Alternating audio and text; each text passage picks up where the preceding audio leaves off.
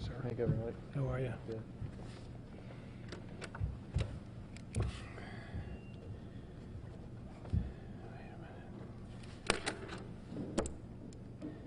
Give me 1 second.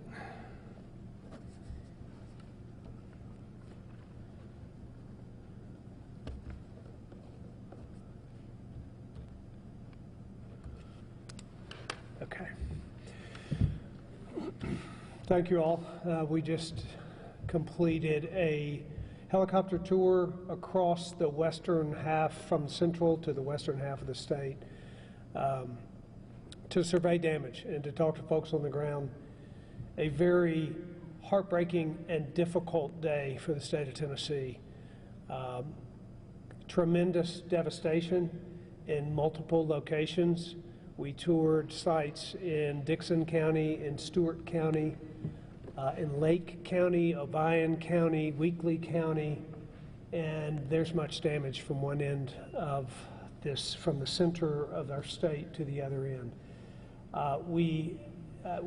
In just a minute, Alex Pelham will, from TEMA, will give you details about numbers and statistics, but I can just tell you that it's been a very difficult day for many of our neighbors here in our state and neighbors in surrounding states. We're reminded that in just a moment, lives are lost, livelihoods are lost, and lives are changed forever. And we saw that across our state today. It was a very difficult day. But I will say as well that there was an immediate response from law enforcement, from first responders across the state, and an immediate response from the communities there as well. People reaching out, we saw it, like Tennesseans do, to come alongside their neighbors. A great deal of hope in the midst of real devastation in our state. There is much work to be done, and it has just begun, the cleaning up and the beginning to rebuild, but clearly there is much to do, but there's much hope for it being done. I want to have Alex Pelham come up. He will talk about the details of what we saw on the ground today, and then we'll answer questions. Also have General Holmes with our National Guard. We have troops ready to be deployed if necessary in places, but Alex, why don't you come up? Thank you, Governor Lee. Alex Pelham, Chief of Staff, TEMA. Just to expound a little bit on what the governor said, when we went out today, it was very apparent you could see the damage that had happened. It's very difficult to explain in a few words here at a press conference, but I'm going to try and give you some numbers of what we have confirmed, and we'll move forward. Working with our local partners and our state partners, we're currently doing damage assessments, currently analyzing what's going on in the field. As of right now, as of 1800, we have 4 confirmed fatalities with this weather event. There's also 1 missing currently still in Lake County. We had 10 that were considered injured and transported, and 64 that are considered walking wounded that we have. From a power outage standpoint, we still have roughly 63,000 without power here in the state of Tennessee. With that, like I said, these numbers are going to be ongoing. They're going to be changing as we continue to work with our local partners and our other state partners to get more up-to-date information through damage assessments. Thank you.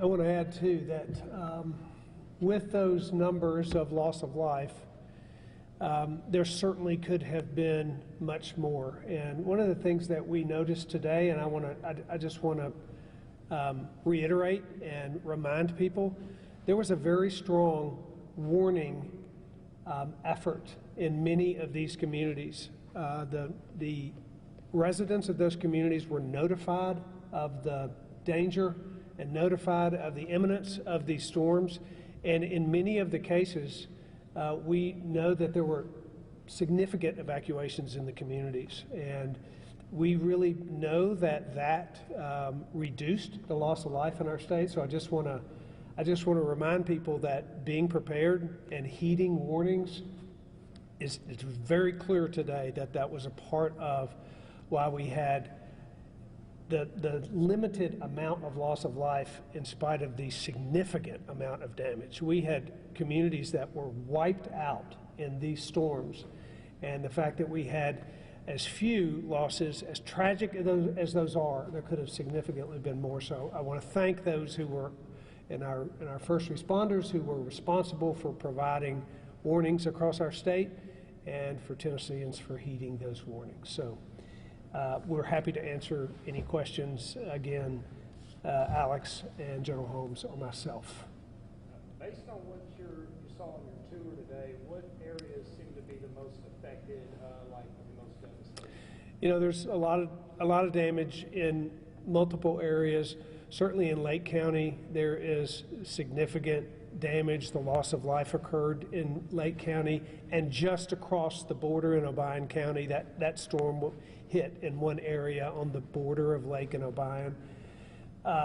The town of Dresden in Weakley County, the downtown area of that beautiful town is significantly damaged. Multiple buildings, many historic buildings will be likely destroyed. So the town of Dresden, it's a very heartbreaking scene in the town of Dresden.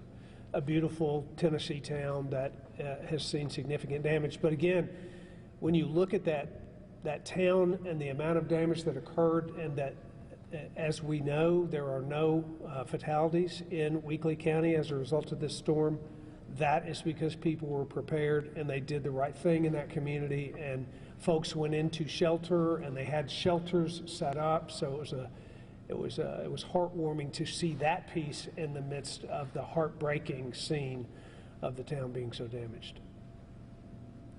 What about damaged infrastructure? Did you get any sense of how long the electricity would be an issue, and any other infrastructure issues? Alex, you want to comment on that? Yeah. So I don't have an update on the power as of the electricity as of right now. We did have there was a boil water notice that we have, but there were no significant infrastructure that has been outlined so far in damage assessment processes. So. I might have another question for you possibly. Is there any concern, since this obviously brought a lot of cold air in, you know, a lot of people are out of power, are you all doing anything to make sure people, have the heat they need during this time? So there's a warming center that's been opened in Henderson County. There are multiple shelters, as was alluded to throughout or earlier in the comments. In Obion and Gibson and Sumner, there are multiple shelters that have been open. So we will continue to monitor on the state level at the EOC, requests and needs from our local partners and assist. I know the Red Cross is working intimately in these communities to meet these needs and to capture unmet needs. Is there any idea how much damage was done, monetary-wise, or an estimate? No, we've just begun that process, but there is significant damage in the multiple millions of dollars across the state.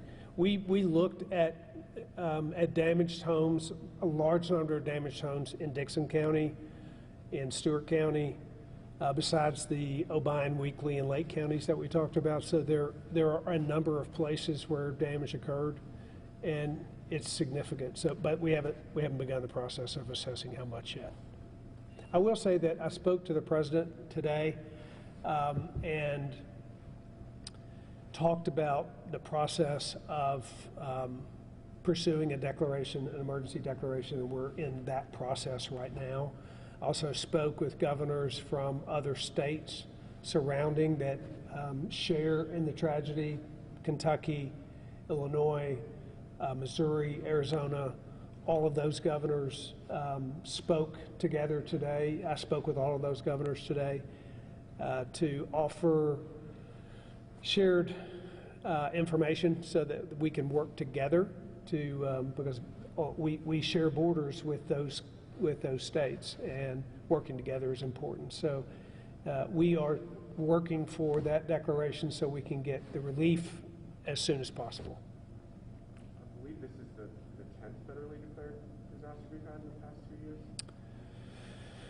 I'll- If it is declared a federal disaster? I can't answer that, but you might be right. We've certainly had significant struggles from a federal disaster in the last 2 years, and I believe it may be the 10th if this one is declared. WSB, do you have anything? Yeah, just along those lines, like what would you say to the people of Tennessee? I've heard the word weary being used a few times today.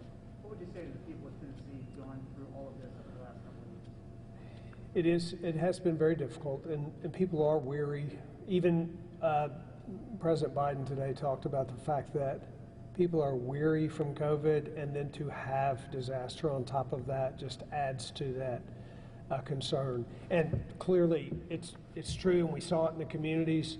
It's very difficult out there.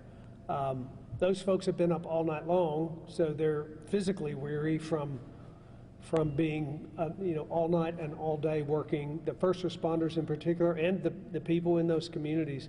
I will say that over and over again today, I heard people, and these are the most affected people, say, we will get through this. I heard it multiple times today. There was a resort owner that owns a motel and on Reelfoot Lake that had, as she said, put 20 years of her life into this business, and it was gone in 5 minutes. But then she said to me, we will get through this. People are weary, and it was very difficult to see it in the faces of the people across our state. But again, the hope that people had and the way that their communities responded, we saw law enforcement, we saw fire departments from counties 3 and 4 counties away showing up at these counties that needed their support and their help. And that encourages people to, while they're weary, to move forward. Veronica, do you have anything? What is your messages of families? Our hearts go out to the families. It was once again devastating to see families who have lost virtually everything. And we see them out there on the ground today. But we want them to have hope. And because of the response of the communities, Tennesseans step up and respond. They do in remarkable ways. We see it over and over again. But we also have help from TEMA, from the state, from local officials who are helping, from the federal government. Because of, for example, the phone call with the president today and the assurance that the federal government will step in there. There's hope for these families. There's also tremendous hope. The Red Cross, churches are reaching out in those communities. So there's hope to be found, but it's a tough, tough road through the opening days of a tragedy like this. Folks, that's the time we have for this evening. Thank you again for coming out. Really appreciate it. Thank you.